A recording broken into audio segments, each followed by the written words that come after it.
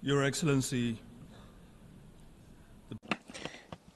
Excellence, Monsieur le Président de la 79e session de l'Assemblée générale des Nations unies, Excellences, Mesdames et Messieurs les chefs d'État et de gouvernement, Excellences, Monsieur Antonio Guterres, Secrétaire général des Nations unies, Mesdames et Messieurs les représentantes et représentants, Mesdames, Messieurs. Monsieur le Président, de prime abord, je tiens à vous adresser mes félicitations pour votre élection bien méritée à la présidence de la 79e session de l'Assemblée générale. Votre vaste expérience et vos riches connaissances sont un atout et un gage de la réussite de nos travaux. Je suis sûr que sous votre houlette, notre Assemblée sera à la hauteur de ses engagements. Vous pouvez donc compter sur l'appui entier et la coopération de ma délégation dans l'exercice de vos fonctions. Je voulais également saisir cette occasion pour rendre un vibrant hommage à votre prédécesseur, M. Denis Francis, pour l'excellente manière dont il s'est acquitté de ses fonctions de président de l'Assemblée générale lors de sa 78e session. Au secrétaire général de l'organisation, M. Antonio Guterres, j'exprime la profonde gratitude de mon pays et je lui renouvelle notre soutien sans faille pour son excellent travail qu'il abat au nom de l'humanité, notamment au moment où le multilatéralisme est en proie à des défis considérables.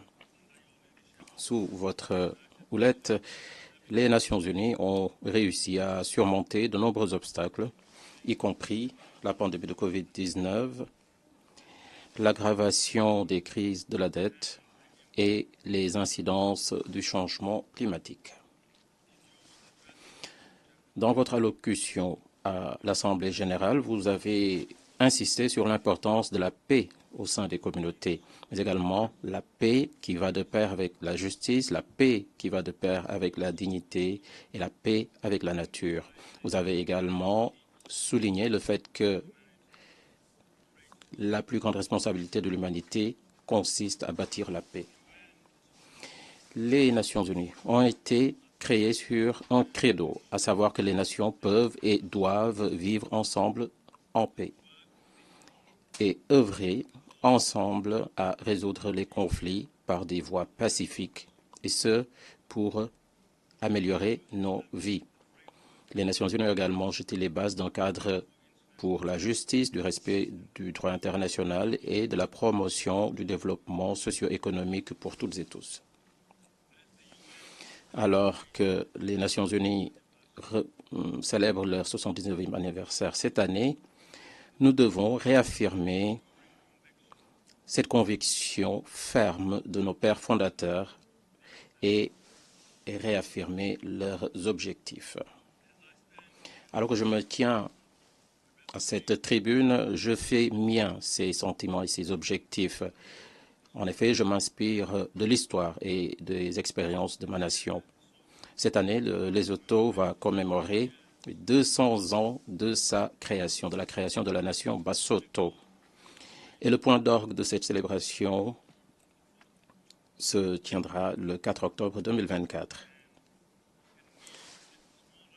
Que peut donc une petite nation comme la nôtre faire pour contribuer au discours mondial sur la paix? Monsieur le Président, le Lesotho a été créé sur le principe de la paix que nous appelons dans notre langue Khotso. Notre fondateur, Morena Moshosho Ier, chérissait la paix. La paix était l'une de ses valeurs cardinales. Les écrivains, des chercheurs l'ont décrit comme suit. Un homme exceptionnel, un homme qui se distingue dans la lumière, un homme qui est original, capable, qui est droit.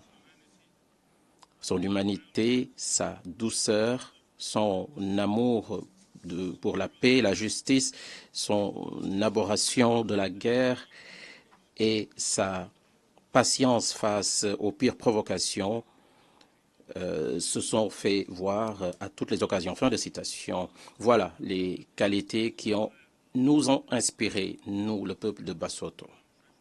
Morena Moshosho le premier a réussi à réunir plusieurs groupes tribaux, il a évité des conflits et il a négocié une paix pérenne qui, encore aujourd'hui, nous cherchons à maintenir. Basotho, c'est une nation fondée sur la tolérance, sur l'inclusion, mais également sur l'unité.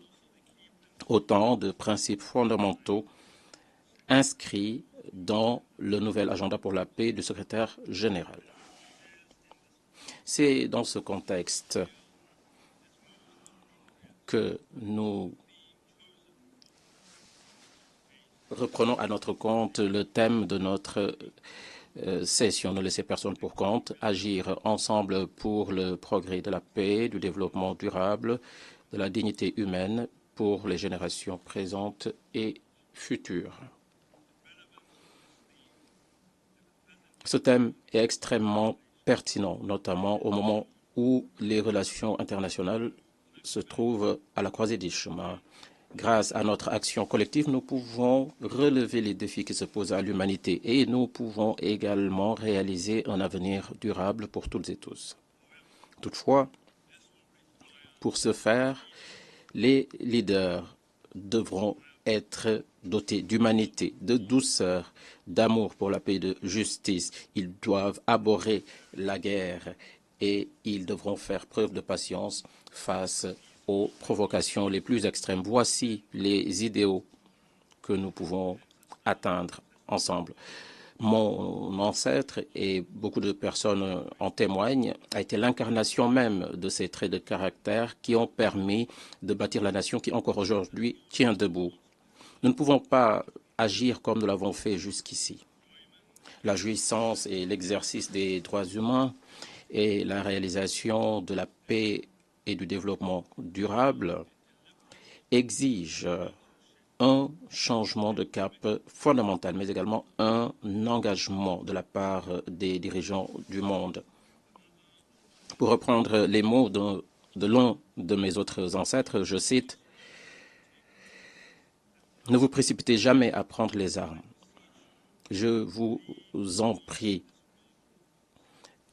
tenez-vous à cette corde de la paix, que ce soit toujours clair dans votre esprit qu'il est bien plus rentable de récolter de son champ que de tuer les personnes dans le champ de bataille. Aujourd'hui, dans un monde en perpétuel changement, les Nations Unies continuent de forger la paix dans des zones en proie aux guerres aux quatre coins du monde. Les Nations Unies promeuvent les droits humains et sortent des milliers de personnes de la pauvreté.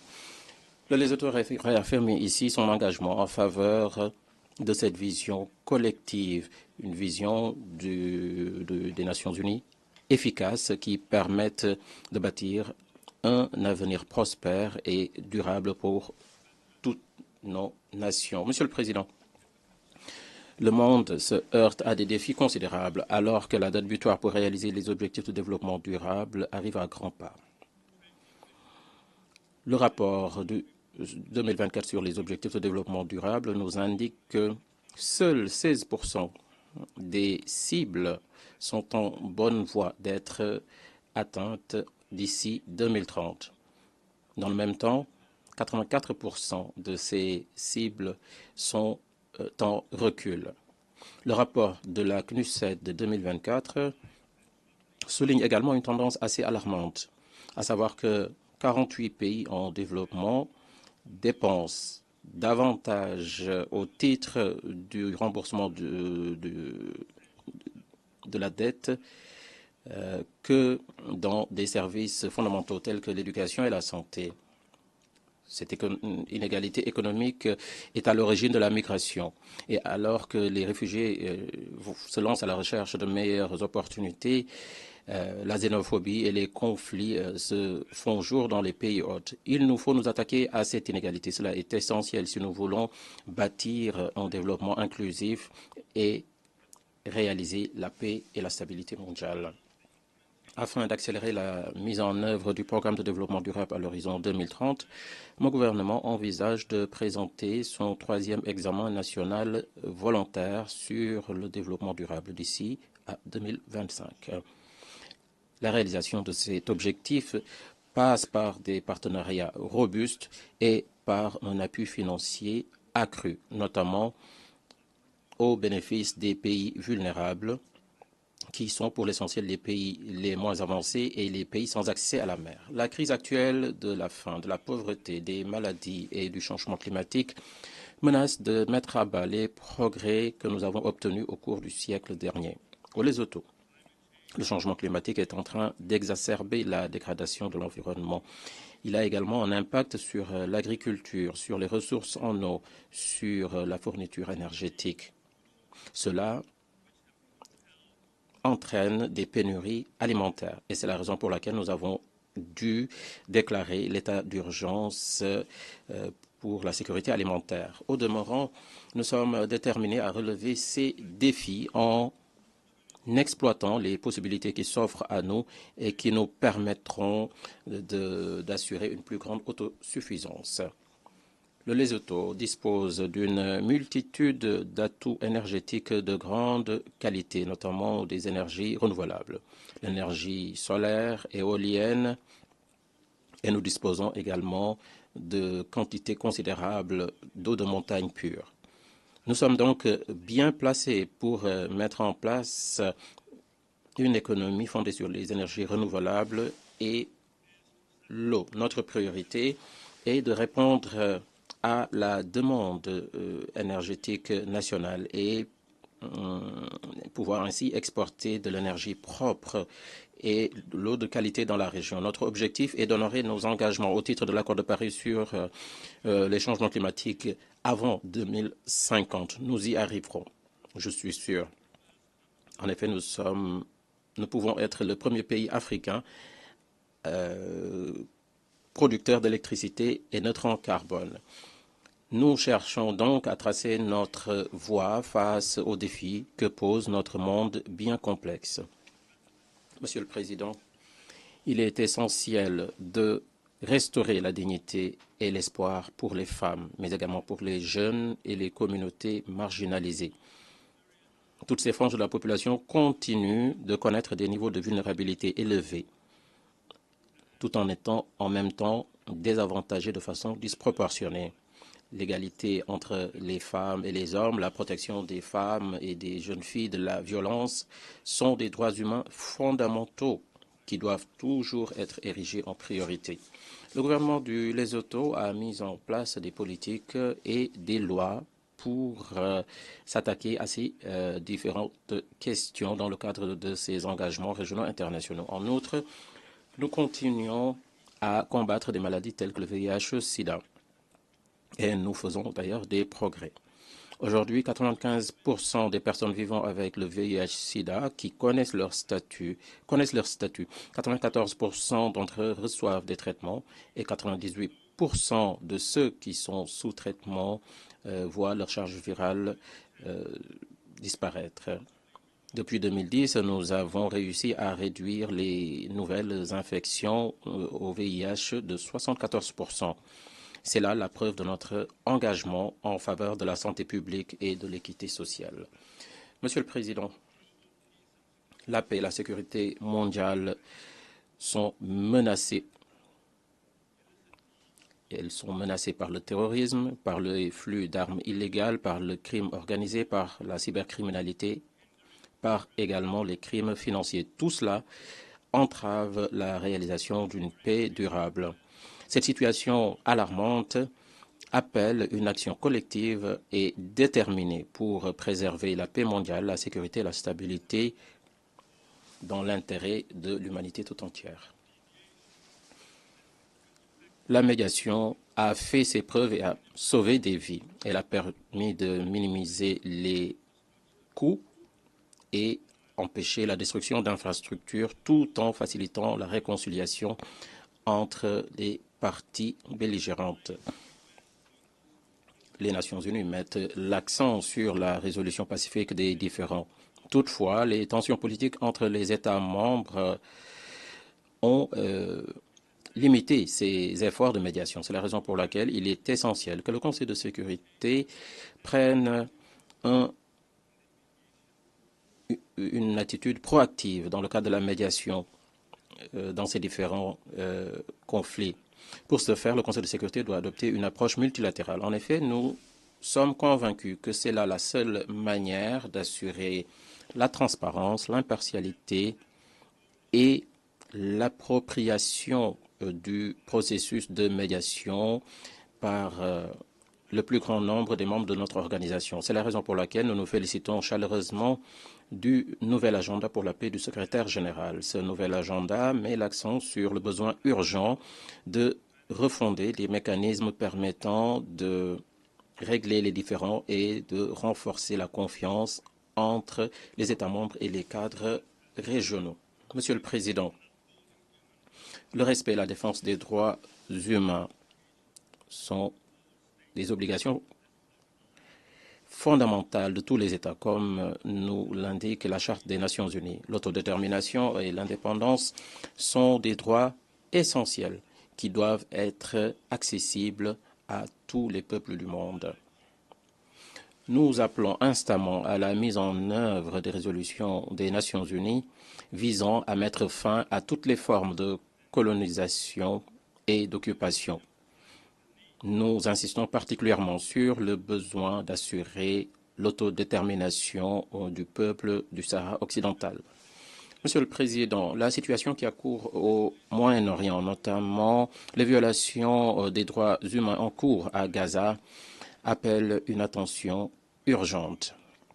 Nous réitérons ici notre appel en faveur d'un cessez-le-feu, comme d'ailleurs l'ont fait l'Assemblée générale et le Conseil de sécurité à de nombreuses reprises.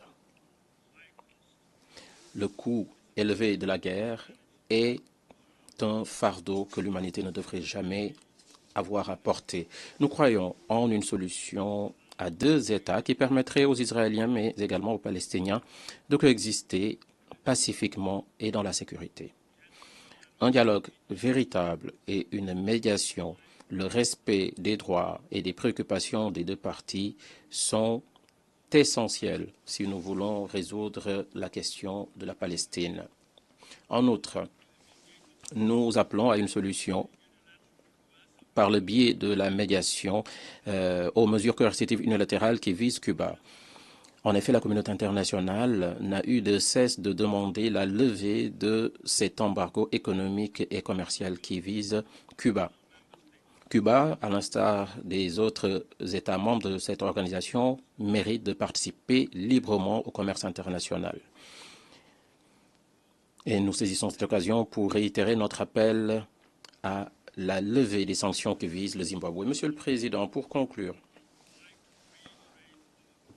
nous redisons notre conviction dans le principe de la subsidiarité.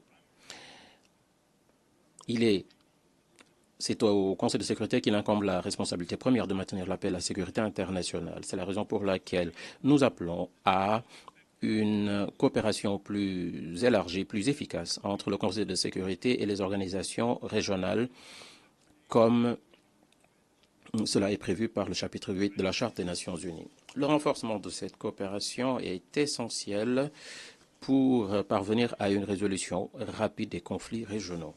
Nous sommes d'avis que le Conseil de sécurité devrait être plus représentatif des membres qui composent l'organisation, et c'est à cette condition seulement qu'il aura plus de légitimité. C'est la raison pour laquelle nous plaidons en faveur d'une réforme en profondeur du Conseil de sécurité et nous appuyons la position africaine commune connue sous le nom de consensus des Oulouéni. Nous estimons également que les Nations Unies devraient continuer d'être une enceinte où toutes les aspirations pour une meilleure humanité plus sûre devraient être défendues. Travaillons donc ensemble pour bâtir des Nations Unies qui reflètent véritablement un consensus large parmi ses États membres, ce qui permettra de renforcer son rôle central en matière de gouvernance mondiale et de promouvoir la collaboration avec les organisations régionales, tout en assurant le respect de sa charte par l'ensemble de ses États membres. Je vous remercie de votre attention.